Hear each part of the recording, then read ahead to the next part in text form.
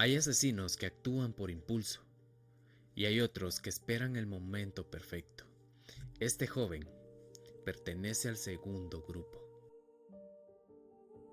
Durante meses imaginó cómo mataría a su propia madre. Esperó cumplir los 18 años para comprar las armas que necesitaba. Escribió mensajes anunciando lo que estaba a punto de hacer. Y horas antes del crimen, encendió una grabadora para dejar constancia de su plan.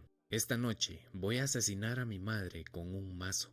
No era una amenaza, era una promesa. Lo más aterrador es que cuando terminó, no huyó ni intentó desaparecer. Regresó tranquilamente a casa, respondió mensajes desde el teléfono de su madre para hacer creer que seguía con vida. Y después entró a internet para contar lo que acababa de hacer. Pero para entender cómo un joven de 18 años llegó a asesinar a la persona que más luchó por él, primero tenemos que regresar a la mañana en que todo comenzó. La mañana del 25 de octubre de 2025 parecía completamente normal. En Prestatyn, una pequeña ciudad costera del norte de Gales, el aire era frío y la reserva natural de Morfa comenzaba a llenarse de personas que salían a caminar con sus perros antes de empezar el día. Nadie imaginaba que a pocos metros del sendero principal se escondía una escena que cambiaría para siempre la tranquilidad de aquella comunidad. Uno de los paseadores se detuvo de repente. Habían manchas de sangre sobre el camino de grava. Al principio pensó que podía tratarse de un animal herido. Sin embargo, conforme avanzó unos metros, las manchas se hicieron más grandes y más frecuentes. No era un accidente, era un rastro que parecía conducir directamente hacia algo o hacia alguien. Cuando la policía llegó al lugar, comenzó a seguir cuidadosamente aquellas marcas de sangre. Durante más de 100 metros caminaron en silencio, observando cómo el sendero parecía guiarlos hasta el interior de la vegetación. Finalmente, entre arbustos y zarzas, encontraron el cuerpo de una mujer. Había sido brutalmente golpeada en la cabeza.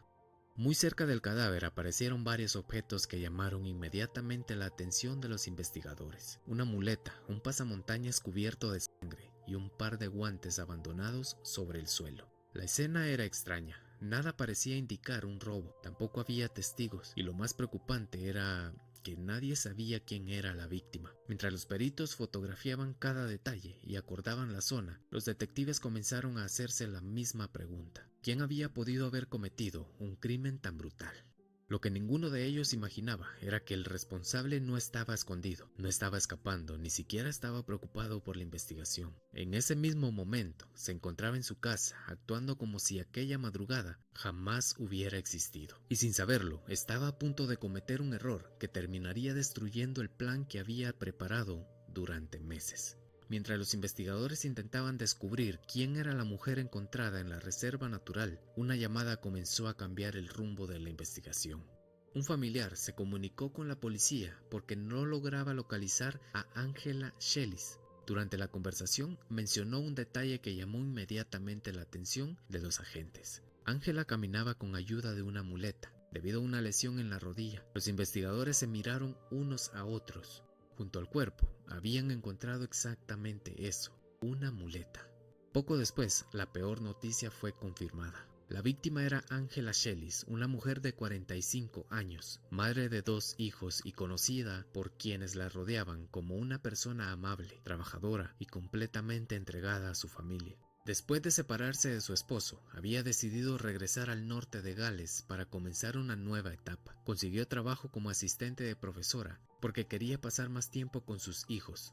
Quería estar presente en sus vidas, especialmente en la de Tristan, su hijo menor. Pero lo que nadie veía desde fuera era la batalla silenciosa que Angela libraba todos los días. Durante años había intentado ayudar a Tristan, consultó médicos, buscó psicólogos, pidió apoyo a distintas instituciones. Intentó comprender qué estaba ocurriendo con aquel adolescente que poco a poco parecía convertirse en un desconocido.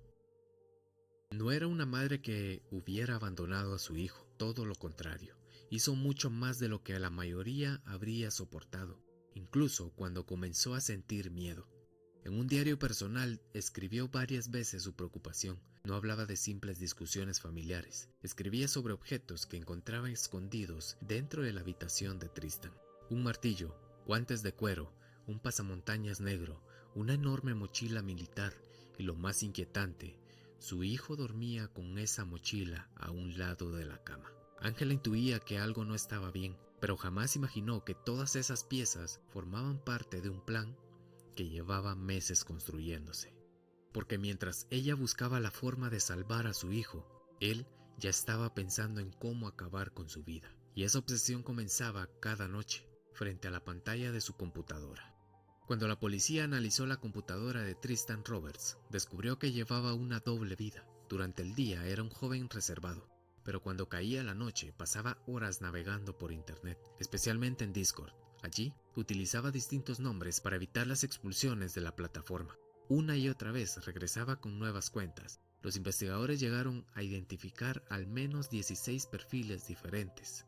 Sus publicaciones eran cada vez más perturbadoras. No hablaba de música, ni videojuegos, ni de amigos. Hablaba de odio, escribía que no soportaba a las mujeres, decía que no confiaba en ellas, y culpaba a su madre de muchos de los problemas de su vida. Pero aquello no era todo. También desarrolló una obsesión por personajes violentos. Semanas antes del crimen, escribió que quería hacerlo por venganza. En otro mensaje afirmó que se sentía traicionado y abandonado. Su resentimiento seguía creciendo. Sin embargo, había algo que diferenciaba a Tristan de muchas personas que publicaban mensajes violentos en internet. Él no solo hablaba, también se preparaba para actuar, pero hasta cumplir 18 años. No porque hubiera cambiado de opinión, sino porque necesitaba comprar las armas con las que pensaba ejecutar su plan. Cada compra tenía un propósito. Cada movimiento estaba calculado, y cuando por fin reunió todo lo que necesitaba, cambió su estado de Discord con una frase que hoy resulta imposible de leer sin sentir un escalofrío. Esta noche es la noche. Nadie imaginó que esas 4 palabras eran el anuncio de un asesinato que ya no tenía vuelta atrás. Para cuando llegó octubre de 2025, Tristan Roberts ya no estaba pensando en si debía matar a su madre. La decisión estaba tomada. Lo único que faltaba era elegir el momento perfecto.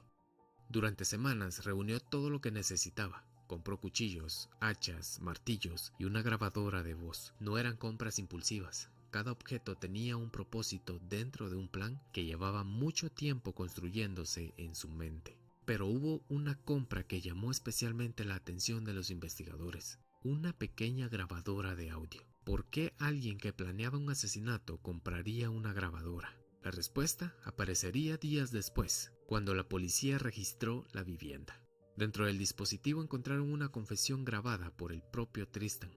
Con una voz tranquila, sin nerviosismo y sin mostrarse arrepentimiento, dijo: «Soy Tristan Roberts. Esta noche voy a asesinar a mi madre con un mazo».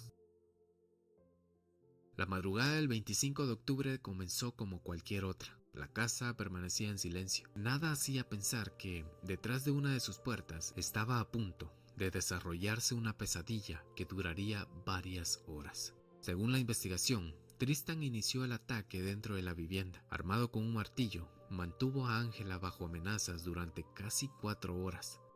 No fue un ataque rápido, fue un largo episodio de terror. Los investigadores creen que durante todo este tiempo Ángela intentó calmar a su hijo, le suplicó, intentó razonar con él, buscó una salida, pero ninguna de sus palabras logró hacerlo cambiar de opinión. La grabadora recuperada por la policía registró parte de aquellos momentos. No era solamente una discusión, también contenía fragmentos del sufrimiento de una madre que comprendía poco a poco que la persona que tenía enfrente ya no era el hijo al que ella había criado. Después de horas de amenazas, Tristan cambió de estrategia. Le dijo que alguien podía ayudarla, que debía salir de la casa, que todo terminaría pronto. Ángela, agotada físicamente y emocionalmente, aceptó. Antes de salir, él la obligó a cubrirse el rostro con un pasamontañas. A las 3:19 de la madrugada, una cámara de seguridad captó a ambos abandonando la vivienda. Ella caminaba con dificultad, apoyándose en su muleta debido a la lesión que sufrió en su rodilla. Él llevaba una mochila sobre los hombros. Dentro estaba escondida el arma con la que pensaba terminar el crimen. Minutos después, otra cámara los grabó atravesando un paso a desnivel en dirección a la reserva natural de Morpha. Era un trayecto silencioso y oscuro. Ángela apenas podía seguir el paso. No sabía que estaba recorriendo el último camino de su vida. Cuando llegaron a la reserva, Tristan le pidió que se sentara en un banco. Durante unos segundos no ocurrió nada. Después abrió la mochila. La policía cree que Angela alcanzó a ver el martillo y en ese instante, según la grabación recuperada por los investigadores, comenzó a gritar. Después arrastró el cuerpo varios metros, lo ocultó entre la vegetación y lanzó la muleta lejos del lugar para dificultar su localización. A las 5:35 de la mañana, las cámaras volvieron a captarlo. Esta vez regresaba solo, pero la historia todavía no había terminado, porque el error que cometería unas horas después permitiría a los investigadores reconstruir toda la verdad. Después de abandonar el cuerpo de su madre entre la maleza, Tristan Roberts regresó caminando a casa. Las cámaras de seguridad lo captaron cruzando nuevamente el paso a desnivel. Esta vez iba solo. Habían pasado apenas unas horas desde el asesinato. Cualquier persona pensaría que intentaría desaparecer o abandonar la ciudad, pero Tristan hizo exactamente lo contrario. Se comportó como si nada hubiera ocurrido. Sin embargo, todavía había algo que le preocupaba: la sangre. Alrededor de las 6:26 de la mañana volvió a dirigirse a la reserva natural. Llevaba una bolsa de plástico blanca que, según la investigación, contenía amoníaco y otros productos de limpieza. Su intención era borrar las manchas de sangre y eliminar cualquier evidencia que pudiera relacionarlo con el crimen. Pero el destino tenía otros planes. Antes de que pudiera comenzar a limpiar la escena, varios paseadores de perros llegaron a la reserva para iniciar su recorrido habitual. Al verlos, Tristan dio media vuelta y regresó a casa. Sin saberlo, acababa de dejar intactas las pruebas que más tarde permitirían reconstruir lo sucedido. Horas después, mientras la policía acordonaba la escena del crimen, Tristan abrió Discord.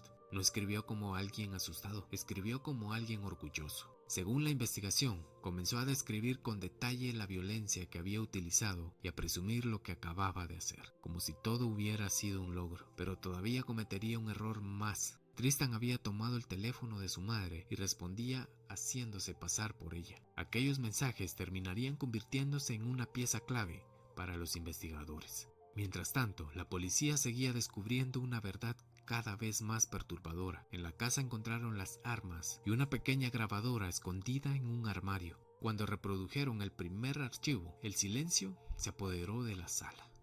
Era la voz de Tristan. Con una tranquilidad escalofriante decía: «Soy Tristan Roberts. Esta noche voy a asesinar a mi madre con un mazo».